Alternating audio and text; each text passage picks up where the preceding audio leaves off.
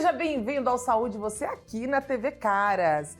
Hoje o programa vai receber um convidado novo, juntamente com ela querida, doutora Elisa Padovan. Tudo bem, doutora? Tudo bem, e você, Duda? Tudo ótimo, seja bem-vinda. Muito obrigada. E pela primeira vez recebemos o Dr. Vitor Brandão. Tudo bem, doutor? Tudo bem, Duda. Muito Seja obrigado bem-vindo. pelo convite. Bom, eles vão falar de um tema muito importante que nós estamos vivenciando. Afinal de contas, estamos ainda em pandemia.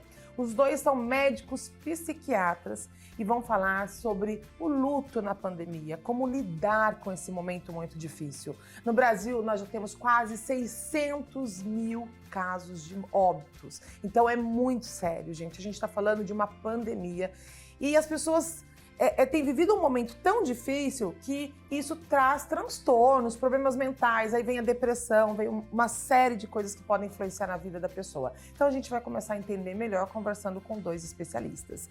Bom, primeira pergunta que eu tenho é o seguinte, as pessoas normalmente passam por muitos problemas, a gente está falando no caso agora da pandemia, mas tem também várias catástrofes que a gente já viu acontecer. Como que as pessoas lidam quando acontece esse tipo de situação na vida delas? Pois é, Duda, eu costumo dizer que quem viveu uma catástrofe viveu só uma, porque cada uma delas tem as suas particularidades. E aí, falando especificamente do Covid, eu acho que uma das coisas mais importantes é que o Covid é um vírus ilógico. A gente não tem uma lógica. Então, você vê, às vezes, uma pessoa com uma idade e com uma condição de saúde igual, né, a outra. Uma vai desenvolver um Covid super grave. Sim. E a outra vai ter... Que é o meu caso, né? Sintomas leves, exatamente. Então, a gente não tem uma lógica nesse vírus e isso gera uma angústia enorme nas pessoas. Depois, um outro ponto que eu acho muito particular é o isolamento social na pós-modernidade. A gente vive uma sociedade que, com tudo, num clique, você tem tudo nos seus pés. Né? Liberdade é o nosso lema. E aí, de repente, a gente tá preso dentro de casa. Não, e literalmente a gente tá vivendo uma prisão dentro de casa, né? Exatamente. Existe a prisão domiciliar. Nós ficamos em prisão domiciliar, praticamente. Exatamente. Mas aí tem o outro contraponto, que é o fato de você estar mais em casa também trouxeram vantagens, né? Então, as famílias ficaram mais juntas. Sim. As crianças antes iam pra escola, os pais iam trabalhar. Então, a família se aproximou muito. E uma coisa na medicina que eu achei espetacular, não sei se você vai concordar comigo, a telemedicina, né, foi uma grande oportunidade para a telemedicina. Vocês têm usado, doutor, bastante? Muito. Demais. Facilita muito, né, Duda? Mesmo. Principalmente o acesso. Você liga o vídeo e consegue atender muitos pacientes. Então, isso é muito importante. Que doenças mentais, assim, vocês têm percebido mais no consultório? Depressão, ansiedade? Muita depressão, muita ansiedade, muito estresse pós-traumático. Nossa! Sim, com certeza. Alcoolismo e dependência de múltiplas drogas também, a gente vê tá bastante. acontecendo muito. Com certeza. E aí o fato das pessoas às vezes usarem mais álcool e drogas acaba induzindo mais a abertura de quadros psicóticos. Então aumentou o número de bipolares, aumentou o número de quadros de esquizofrenia. A gente tá falando, na verdade, de um problema que deixa uma família doente, né, doutor? Sim, com certeza. Mas quando a gente fala do Covid, o que eu vejo muito também é a questão do pânico, né? As pessoas que contraem o Covid e são hospitalizadas, passam pelo processo de intubação, então elas desenvolvem um pânico de ter que passar novamente por aquele processo, começa a ter medo de tudo, medo do que pode acontecer, fica sempre naquela situação de iminência de que alguma coisa vai acontecer.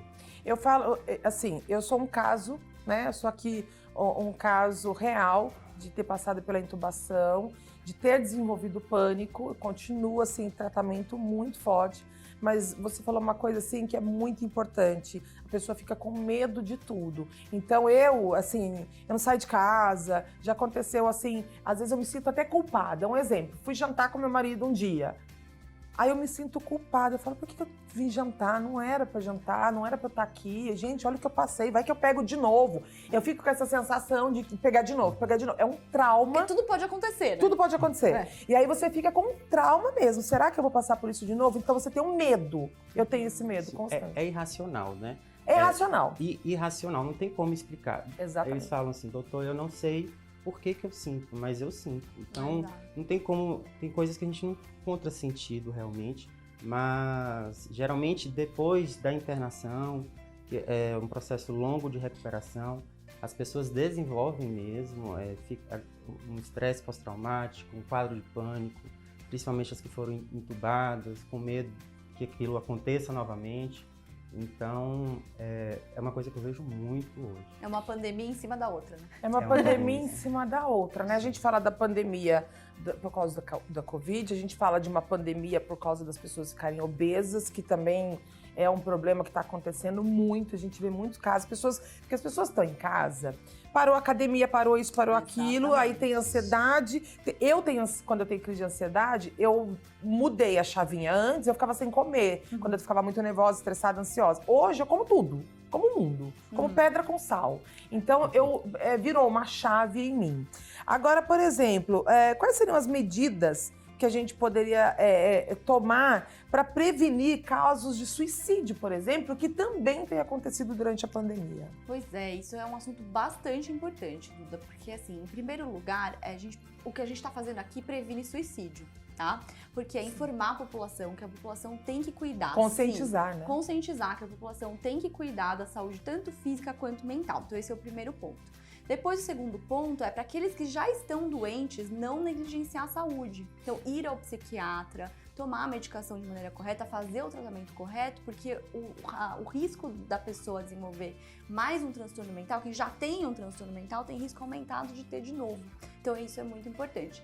O outro ponto, diminuir a quantidade de informações. A mídia, porque tem que informar Nossa, a população. a televisão sangra, gente. Exatamente, isso é um fator de risco para o aumento de suicídio também, de doenças mentais e de suicídio. Então, diminuir a quantidade de informação que você passa, que você acessa, e também a mídia pode também aumentar a quantidade de informação como prevenir, que é o que a gente tem feito hoje. Por exemplo, o CVV, né, que é o Centro de Valorização à Vida. Não sei se vocês sabem, mas o número 188, acho que é 188, você liga e de forma gratuita você pode falar com uma pessoa que pode te acolher aí num momento onde você às vezes tá pensando. 188? 188. Então, coloca aí, gente, esse número 188 para quem está assistindo o programa, para quem está acompanhando. Se você está sentindo que, de repente, algo não tá legal, a sua vida, ela vale mais do que tudo. Procure ajuda, procure apoio. E se você, de repente, não tem alguém do seu lado, mora sozinho, tá longe da família, tá isolado, liga nesse número e peça ajuda, porque é importante você ter auxílio nesse momento. Pacientes com TOC, transtorno, assim, até para as pessoas entenderem que é o transtorno obsessivo compulsivo, né? Doutor, fala uma coisa, piorou? Muito. Muito? Eu gosto até de fazer um relato de caso, assim, para ficar bem claro. Eu cheguei a ter um paciente que gastava 2 sabonetes de barra por dia, porque ele... Ah, porque a pessoa fica neurótica pela limpeza, pela higienização das mãos. Já tem pessoas que têm isso sem... Então, veja só, é muito curioso, porque o TOC ele envolve o medo de se contaminar, o medo de morrer e o medo de adoecer. Então, mas isso a pessoa já tem antes de pandemia. Já tem antes. Aí vem uma pandemia que só Nossa. fala sobre isso. E aí, como que essas pessoas fazem? Não, as pessoas ficam extremamente adoecidas. Um sofrimento psíquico intenso, né? É uma ansiedade intensa, diária. Nossa. Olha, eu tenho um paciente que ele chega a lavar a mão 100 vezes ao dia, gastou praticamente todo o dinheiro que ele tinha em álcool gel, máscara e luvas, não sai de casa, toma mais de 10 banhos por dia, então assim, a qualidade de vida dele diminuiu muito. Então, e são doenças que respondem parcialmente às medicações. Então, além de tudo, você ainda fica bem restrito para conseguir tratar. Você tem caso, doutor, algum exemplo assim? Eu tenho esse caso desse paciente Da barra de sabonete. da barra de sabonete, ele fica nesse contexto e ele fala, doutor, é um pensamento intrusivo que vem na minha mente sem eu querer e eu fico ali ruminando, eu fico... Ele nem percebe, talvez? Ou Não, ele tem a percepção? ele percebe, Mas não consegue sair, né? mas não consegue sair, né? É consciente, ele sabe que aquilo é errado, mas ele não consegue controlar. Agora me diz uma coisa. Esse paciente, por exemplo, da barra de sabonete, é medicação?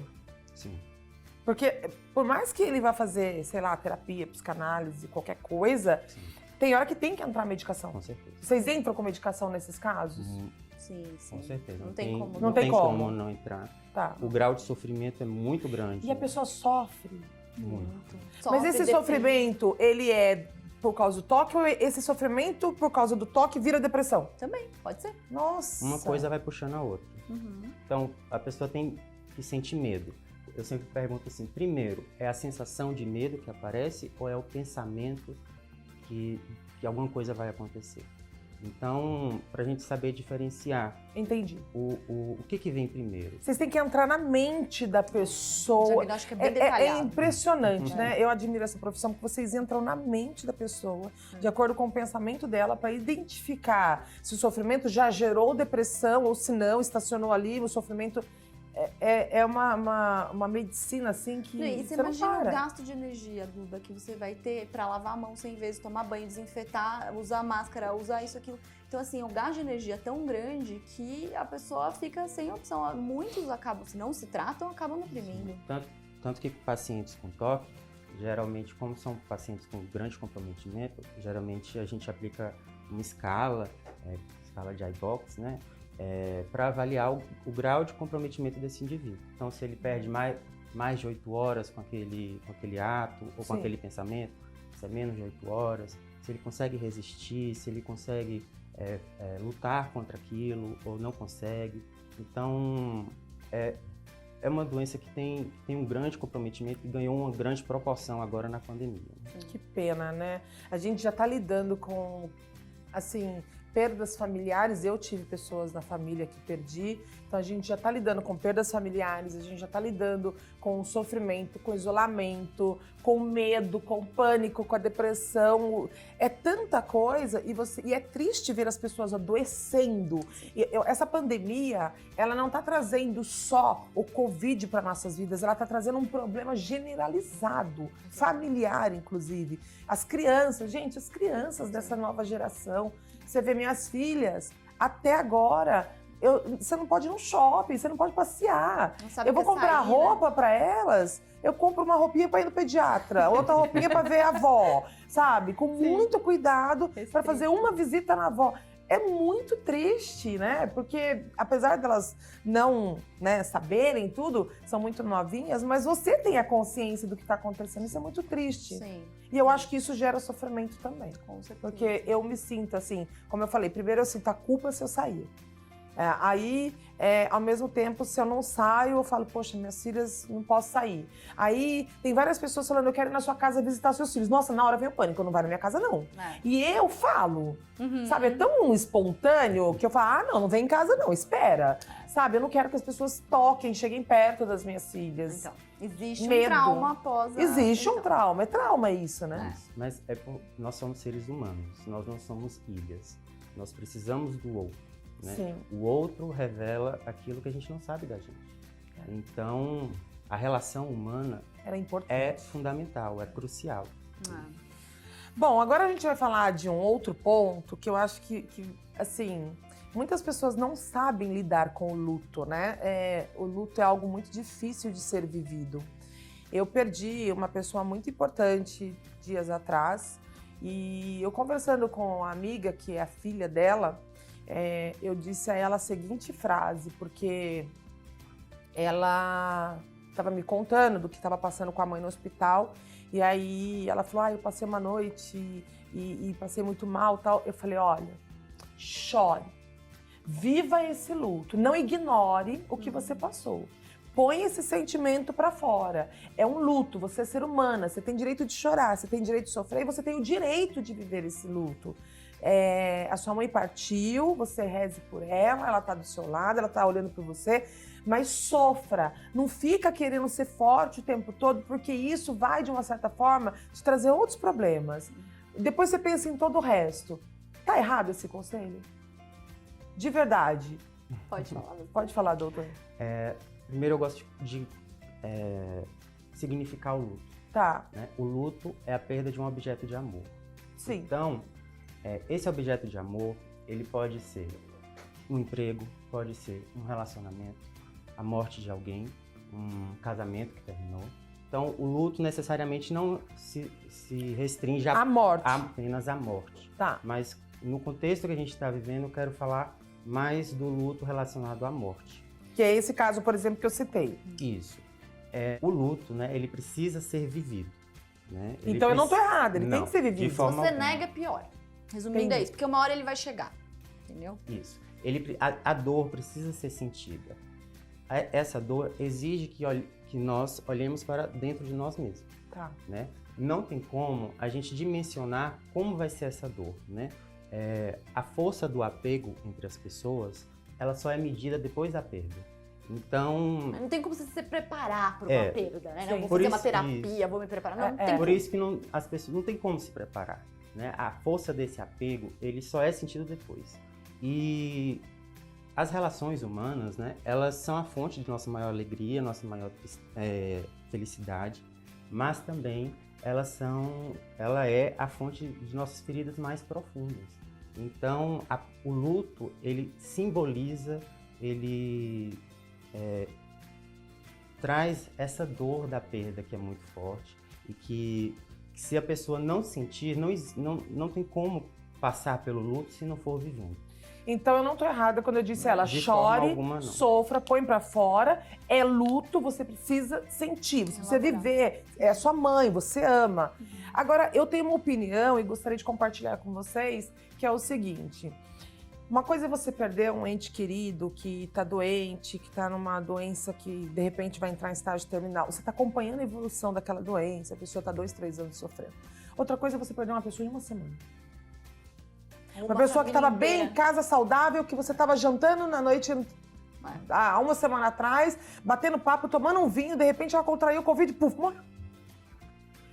Essas pessoas que perdem esses entes queridos, elas têm aí uma dificuldade muito maior, eu acho, de lidar com essa perda e de vivenciar esse luto, né? É um trauma, né? É um trauma que Aí se gera tem. esse trauma. É um trauma.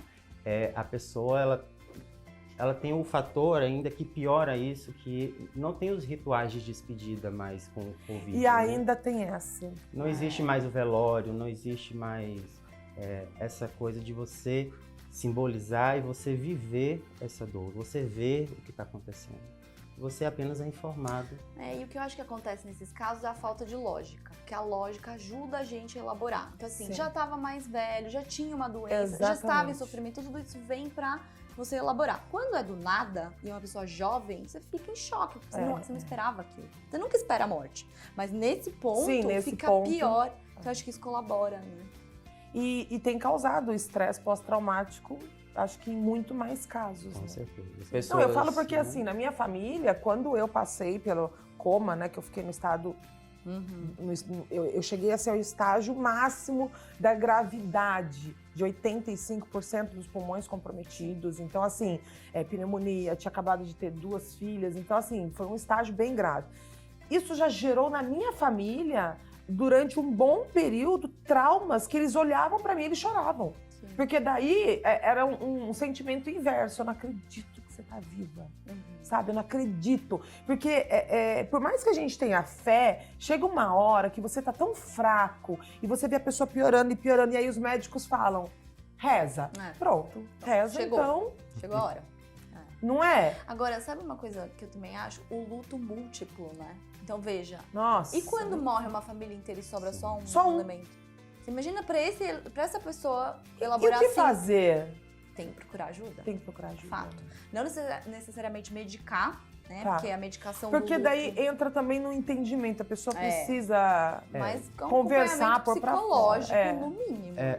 As pessoas, para não viverem a dor do luto, elas tendem a camuflar de diversas formas, com bebida, remédio, substituindo relações, né? Então, as pessoas tentam fugir da dor e essa dor, ela sempre vai ficar às claras, né? Se mostrar em momentos que a ausência da pessoa é percebida. Então, Vai assombrar a pessoa. Né? isso vira um fantasma, né? Se você não trabalhar essa dor vai te acompanhar em vários momentos da sua vida até ser resolvida. E muitas vezes as pessoas, isso me corrijam aqui, mas eu entrevisto psiquiatras há muito tempo. Gente, a medicação ela é importante para os fatores fisiológicos que muitas vezes a gente desenvolve, principalmente em crises de ansiedade, né? Que você fica aí com outras reações fisiológicas de palpitação, de tremedeira, enfim. Só que sempre é importante tratar a causa. E lá a ferida tá doendo, mas por que ela tá doendo? Então vamos tratar ela aqui, vamos colocar curativo, não vamos deixar essa ferida ampliar, mas o que causou essa ferida? A gente precisa entender o que aconteceu no seu organismo que essa ferida começou a abrir. E é aqui que a gente começa a tratar, é lá na causa. E aí entra terapia, entra psicanalista, porque não adianta só ficar na medicação, você tá mascarando algo e você vai passar a vida inteira tomando medicação, porque daí você melhora, daqui a pouco volta, vai ser melhor, daqui a pouco volta. Tem que ter um entendimento interno. Isso, o inconsciente da gente, ele transforma em dor aquilo que em sintoma, aquela dor que não foi processada, em sintoma. Então você não resolveu. Você não resolveu. Então, pacientes que perdem a mãe falam: doutor, eu não consigo respirar, eu fico com medo. É o inconsciente da pessoa transformando aquela dor em sintoma, porque aquela dor ela precisa ser ouvida, ela precisa ser entendida, ser internalizada. Agora, eu passei já por crises de pânico, de ansiedade, estou me tratando principalmente pós-Covid, é muito recente tudo que eu passei, né? 4 meses e meio. A gente sente falta de ar mesmo. A gente sente o coração disparar mesmo. O medo é real mesmo, né? Então, assim, não é uma coisa que você tá inventando. Ah, tô inventando falta de ar, doutor. Não, você sente o aperto, o nó, aquela angústia. O coração, ele palpita mesmo. Eu falo porque, assim, você entra em desespero quando você fica assim. Tem hora que parece que o coração vai pro lado do peito. Você fala, vou ter uma parada cardíaca aqui. Sim. E são tudo reações psíquicas. psíquicas. Você vai fazer exames de sangue. Você não tem nada, eu já não tem fiz nada vários. que você enxergue. Sim. Né? Mas existem alterações que a gente não enxerga, mas que elas estão no corpo. Então elas são válidas. Né? Quantas pessoas vão em cardiologistas? Ah, eu tenho certeza que tem alguma coisa no meu coração. E vai, troca de médico, não tenho certeza que tem alguma coisa, porque não é possível sentir essa dor, não é possível sentir essa angústia, não é possível ter esses sintomas. Sim. E é basicamente psíquico.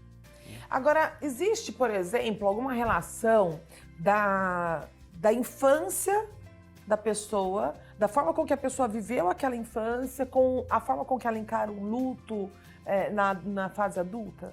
Com certeza, né? Nós somos seres humanos e nós não somos ilhas, nós somos seres que nascemos para nos relacionar. O outro, como eu já disse, revela aquilo que eu não sei de mim. Então eu preciso do outro para saber mais de mim. Quando a pessoa nasce, o bebê nasce, né? A primeira figura de apego é a mãe, né?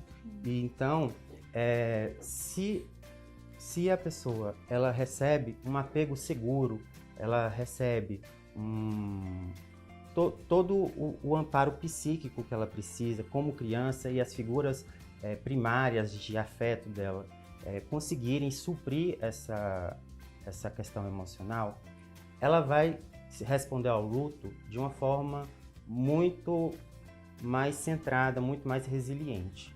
Já pessoas que... Por quê? Porque ela repete um padrão de relacionamento. E o luto é uma perda, né? E então ela vai saber lidar com essa perda com o tempo. Agora, se for uma pessoa que foi desamparada na infância, sofreu abandono, as figuras primárias de afeto dessa pessoa não supriu essa necessidade psíquica dela, ela vai desenvolver o que a gente chama de apego inseguro. E quando o luto acontecer, a pessoa ela não consegue lidar bem com isso. E com o tempo, isso tende a piorar. Nossa. Então, ela balança a estrutura psíquica Falta dela. recurso, né? Quer dizer, a pessoa já está desde o começo vivendo já de forma toda fora dos padrões, digamos assim, né? Já cresceu sem o pai, sem a mãe, ou de repente os pais são separados. Se você não cuidar disso tudo lá atrás, lá na frente, vai vir essa dificuldade de lidar. O padrão, ele tende a se repetir. Exatamente. Então, tanto na questão dos relacionamentos, da mesma forma você vai responder ao luto, porque o luto é uma perda. Então, o padrão, ele se repete. Agora, só para entender melhor, como que a gente ajuda uma pessoa que está enlutada? Bom, o primeiro passo, né, é a empatia. Então, você se colocar no lugar do outro e oferecer ajuda. Ofereça-se, tem algumas dicas práticas, né, termos práticos para você fazer, que é a questão de oferecer limpar a casa, oferecer ficar com as crianças no período da tarde. Dá um suporte, né? Dar um suporte, né? É.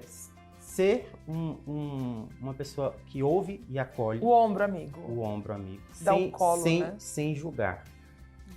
Né? Exatamente. Evitar cobrar a superação. Eu recebo muitos pacientes que falam assim, doutor, faz 3 anos, mas eu ainda não superei, e as pessoas cobram isso de mim porque eu não superei. Cada um. O luto é um processo. O luto não é algo a ser superado. Então, não existe não é uma linha simples em que você vai viver as coisas no tempo certo. Cada pessoa vive de uma forma. É uma experiência singular. Qualquer tipo de luto. Qualquer tipo de luto. Ele tem a fase. Isso. Que A pessoa passa pela fase da negação, do choque. Que é normal, né? Negar Da revolta. Da revolta e depois da readaptação. Mas cada pessoa, ela, a depender de como ela traz esse padrão de relacionamentos dela, ela vai saber se adaptar e vai conseguir se adaptar a um novo contexto. Bom, para encerrar, eu gostaria de saber dos dois o que vocês diriam, né, para uma pessoa que está vivendo esse momento de luto, começando pela doutora Elisa. Acho que, em primeiro lugar, se sentir necessidade, procurar apoio, né? Suporte, tanto com amigos, quanto com família, quanto suporte profissional, né? Em segundo lugar, não se cobrar. Acho que cada um tem um tempo para elaborar isso, para passar por esse processo, e o principal é buscar aliviar a dor que está sentindo de alguma maneira, de maneira saudável, né? Não aliviar no álcool, não aliviar em coisas que vão fazer mal, porque você só vai cronificar. Então, acho que de maneira geral é isso, ajuda a se cuidar e se tratar bem para conseguir passar por isso o mais rápido possível. Doutor Vitor? Bom, o luto, ele não é algo a ser superado, né? Ele é um processo.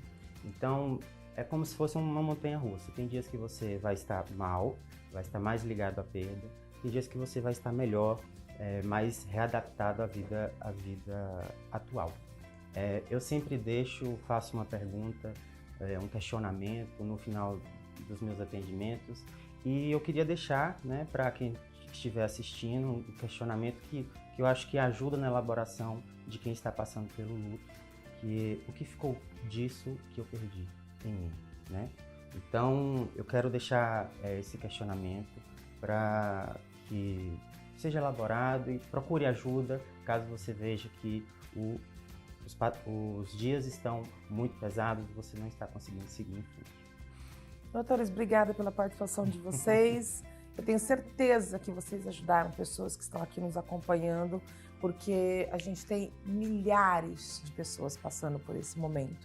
E esse é o objetivo do Saúde Você, é levar a conscientização, a informação com especialistas, para que você possa entender e saber como se cuidar, como se amar. Porque quando você cuida da sua saúde, seja física, mental, você está tendo um ato de amor com você mesmo. Então, ame-se em primeiro lugar. Meus amores, obrigada pela participação de todos vocês, da presença de vocês que estão aqui nos assistindo, acompanhando o Saúde Você no caras.ol.com.br. E se você perdeu o programa ou quer compartilhar com alguém, não se esqueça, compartilha, faça perguntas, nossa equipe está de olho e o programa vai ficar aqui na playlist da Caras para você. Uma ótima semana para vocês e até a próxima segunda-feira.